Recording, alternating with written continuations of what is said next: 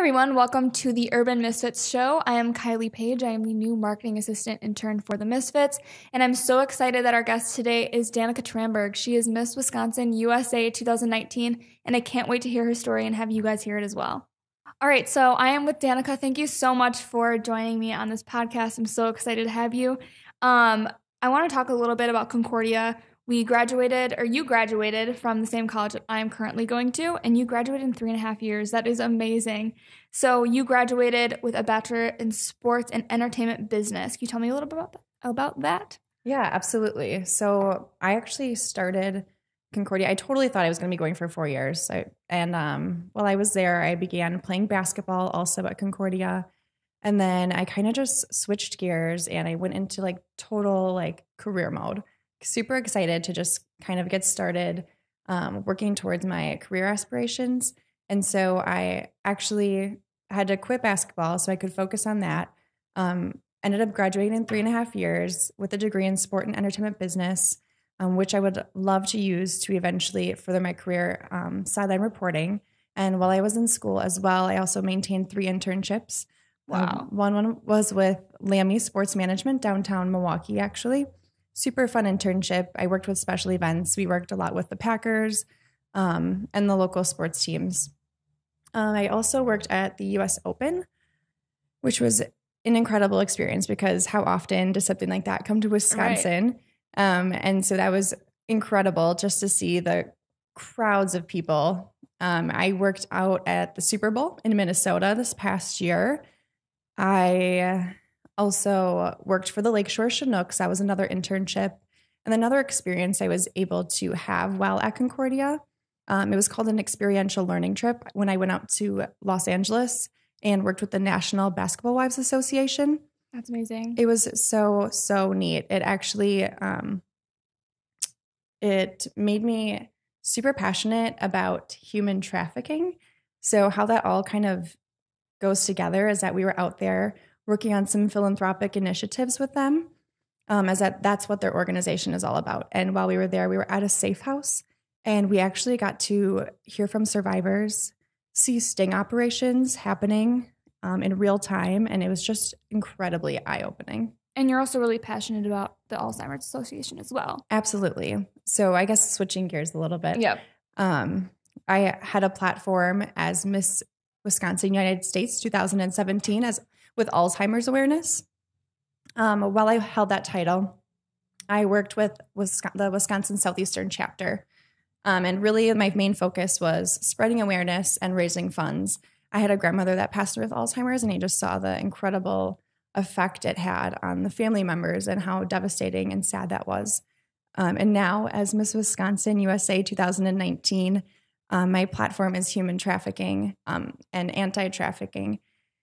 And I'm just super excited to get started. And it's a newer passion of mine, but it's been about a year and I've learned so much. And I've already got involved in my hometown, which is in Washington County, where my mom and I actually monthly go to these meetings. It's called Washington County Anti-Trafficking Advocates. Very cool. And it's really kind of scary to see how close it is to home. But I'm really proud to have this title and to be able to go out my year holding this platform.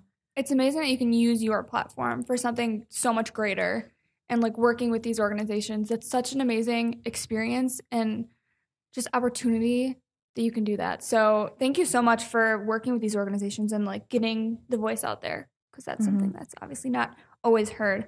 But I also do want to talk about how busy you are, because since being crowned in September, you have done 10 appearances, approximately 2 a week. And on top of that, which normal people, obviously, that's incredibly busy just with that. But then you also work full time. Mm-hmm. So tell me, how do you manage your time as working full time, doing appearances, and holding your title? Yeah, people think I'm crazy. Yeah. But I think my time management has come from being an athlete my whole life. I've really had to work on balancing a social life, school, homework, and then practice. So that's really where my good time management and organization has come from. I do work full time, 5 days a week. Oftentimes, especially this time of year, we're traveling crazy amounts. I just got back from Nashville. We're going to Vegas next week, and then I'll be in Arizona. So not only is it busy at work, I have a busy home life. But oftentimes I think people look at busy as a negative thing, but I really, really look at it as an opportunity. And I'm really fortunate to be busy because not everyone has that opportunity. And so it's hard to manage for sure, but I have an awesome family that I'm super close to. And my mom is just the greatest supporter. And so she really helps me whenever I need it. Just need like a pick me up because it can get exhausting. But yeah, I just do what I can. I know I only have a year with this title and I just want to take full advantage of it. So if that means not getting much sleep or whatever it is, I think it's totally worth it. And I know that I'm making a positive impact in the process. So what are you excited for coming up? What are you working on? Let me think.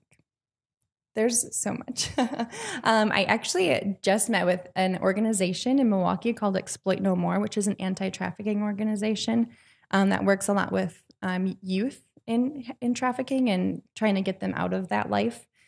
I actually was just met with them yesterday, and I was able to award them some funds for their organization. They have a ton of cool things coming up. They're trying to build homes for survivors and things like that. And so along those lines, I also was just asked to be on their subcommittee for their marketing team for their organization. So I'm really, really excited about that since that is actually my job. I am a marketing specialist and I'll be able to use my talents to do something that's greater than just work. No, that's amazing. I also heard you were top 15 for the Miss Wisconsin USA pageant 2 years before you were finally selected. So I just want to know how you kept focused, and you obviously attained your goal, but like how did you stay focused and do that? Because obviously you'd be let down. So why did you keep with it? Absolutely. I competed for Miss Wisconsin USA 2 times before winning, actually, and I was in the top 15 both times. That first year, I was just super happy to have accomplished that. The second year, I'm just very competitive in nature, so I was like, wow, really? Like, I was just kind of bummed, and it really kind of lit a fire under my butt. And I was like, you know what? I can do this. Like, I know I have what it takes. So I took another year off, and I competed at Miss United States, and that was mostly like a confidence builder for me, actually. I don't know what it was in those few years, but I almost lost my sense of self a little bit. I was not as confident as I had been. And so I really took that time to focus on who I was as a person, what I stood for. I took a lot of time reading, which sounds silly, but I don't know what it was. I read my devotional books all the time, and I read those silly self-help books, but they're so motivational. Awesome. And I just really took, time for me and time for silence and reflection. And that's when I learned the most about myself. And I knew there was something different this year in me, and it really showed on stage. And I know that I have a very, very strong faith, and I know that it was definitely part of it. That's amazing. And you also talked a lot about your support system. So I want to know more about that and how you got into the whole pageant world and how that plays a part of who you are today. Yeah, my older sister, actually, she's 14 years older than me. Wow. But we're like best friends still.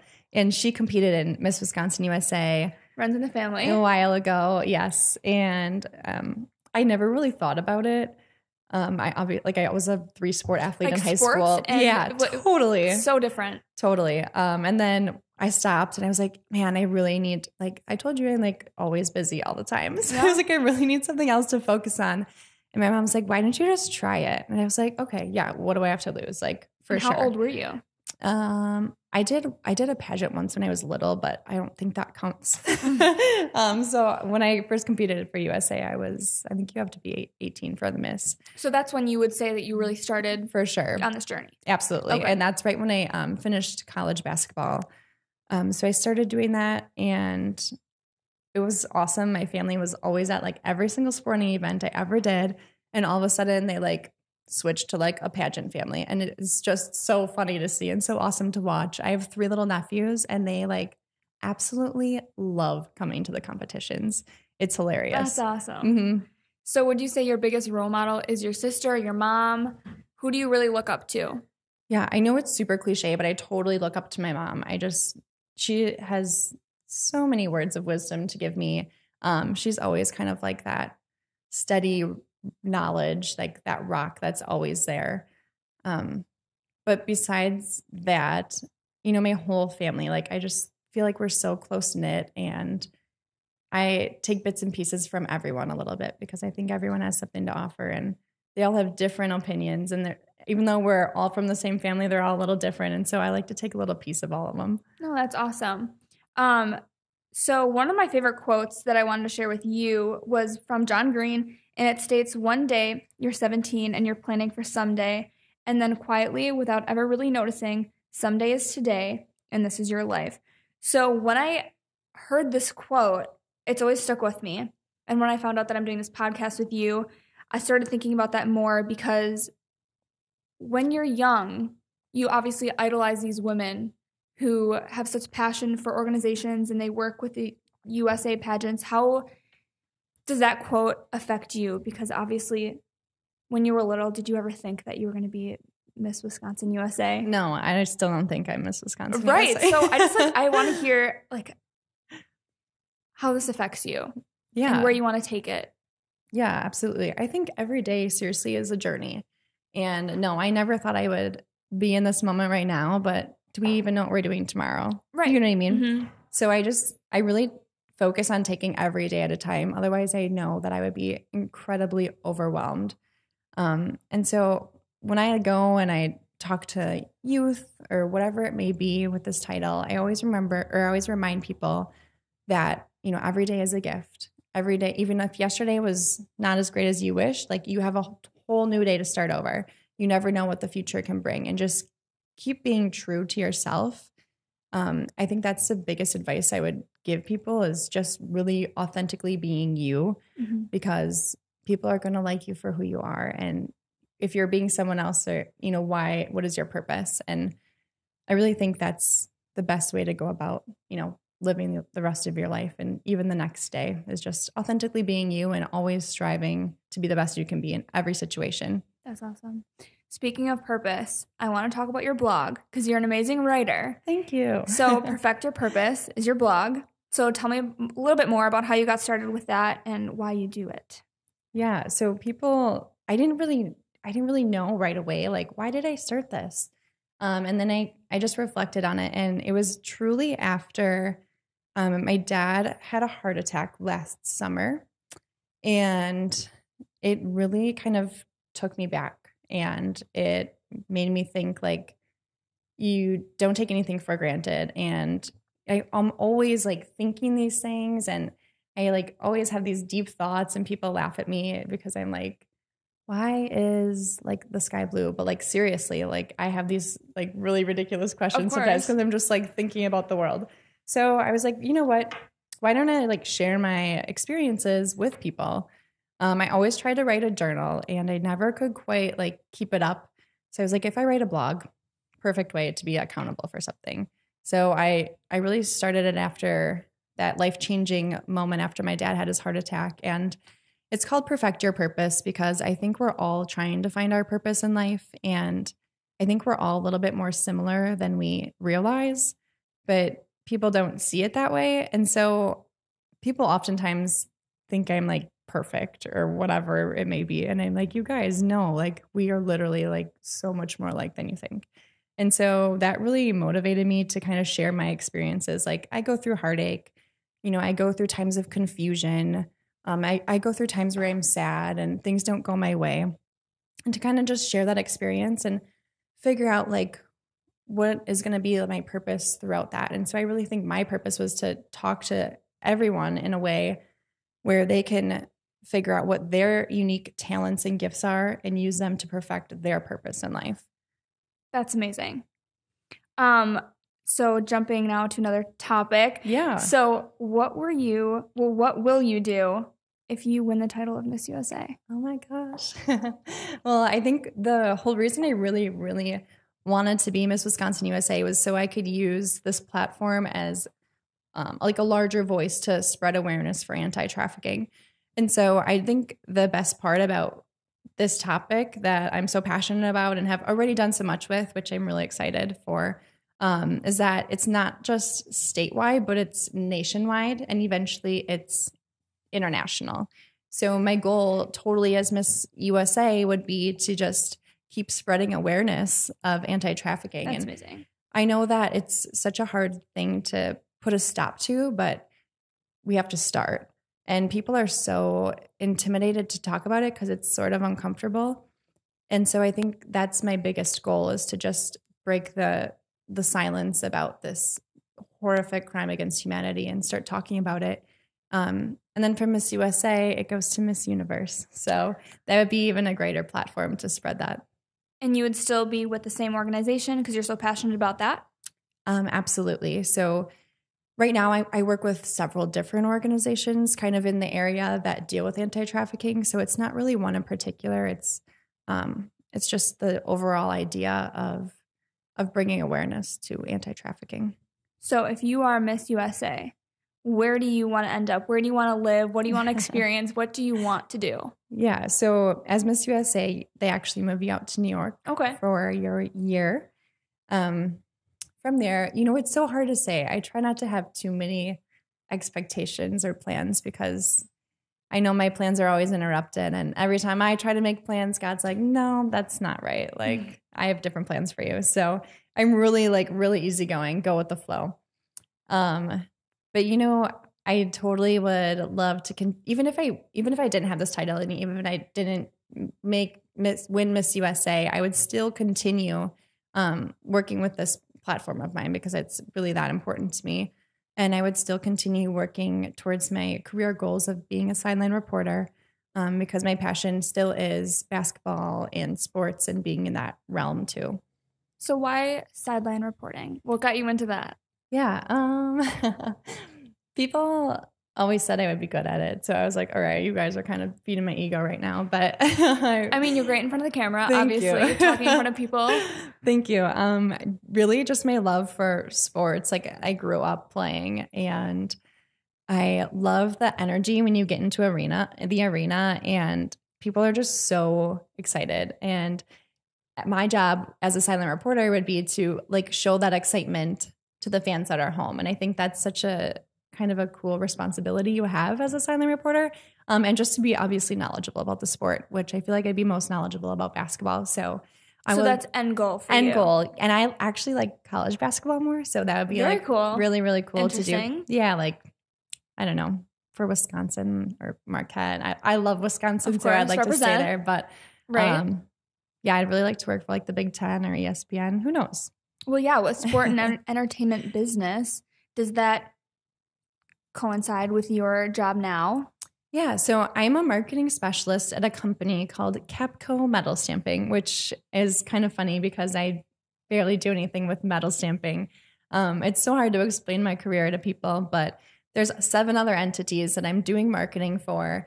One, which is a baseball team, a performance car company, a record company in Nashville, and an entertainment company. And so I'm definitely working my sport and entertainment side of my degree with the record company.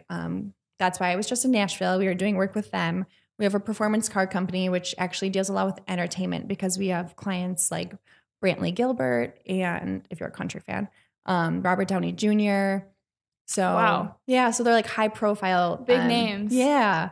So it's really, really cool because we do everything from, I do social media for manufacturing, but the next day I'm going to Nashville hosting a pop-up concert for Brantley Gilbert. So that's crazy. It's just crazy. And I couldn't ask for a better first job out of school. And so much travel. Yeah, yeah. And I mean, that's everyone's dream. Yeah. Okay, so then where's your favorite place you've ever been that your job has taken you? Oh, that my job's taking me? I love Nashville. Me too. If I could move anywhere, I'd move to Tennessee. Maybe definitely outside of Nashville, but I love the South. I love their accents. Oh, breaks my heart. But yeah, that's my favorite place I work's ever taken me. Okay, that's cool. So then with work, how long do you plan on staying there? Do you have any future that you want to keep going there? Yeah.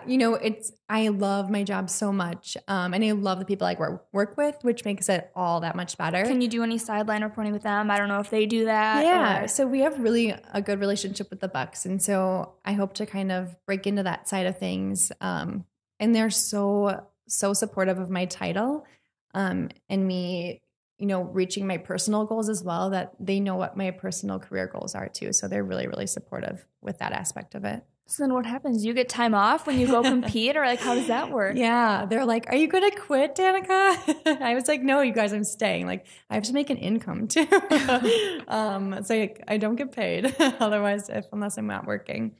So yeah, no, they're just really, really supportive of me doing this. And they're so excited that it's been awesome. They've been awesome with, trying to balance this and work at the same time. So how old were you, or how advanced in this process were you when you got this job? I just got my job in February. Okay. Yeah. So it's still under a year. It's fairly new. And then I was crowned So they in knew about you September. competing and. Yeah. Well, I actually didn't even know if I was going to be competing until like summertime. I just didn't know if I was like ready, but it really turned out that I was. So yeah, they were really excited about it. They didn't really know much about pageants until I like started filling them in on it. So personally, growing up, watching these pageants on TV, seeing all these girls dressed up in their gowns and coming out and they're looking amazing. So are you guys close? What is it like? I don't know if there's any type of like rivalry, or if it's friendships, or what is that all like? Yeah, it's crazy because there's so many stereotypes about pageants, and I've had them myself. Like, I don't blame people. My knowledge comes from Miss Congeniality, so I love it. all I'm going on. But actually, no, it's crazy. Some of my best friends have come from pageants. They're just such an incredible group of women that are dedicated, determined. They know what they want to do with their life. They're so driven, and they just know that. They're so supportive, and they know that there's enough room in this world for everyone to be successful, and they really, really stand behind each other. To support each other. Absolutely. That's amazing.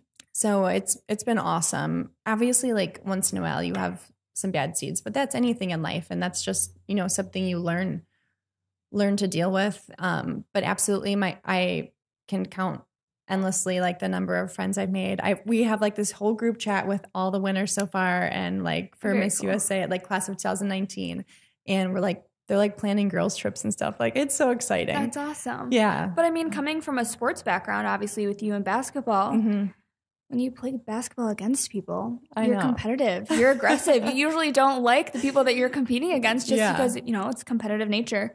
So what is that like when you're competing against them? Do you have any type of spite against them, or are you just like really trying to work together? And it's so interesting because it's very different.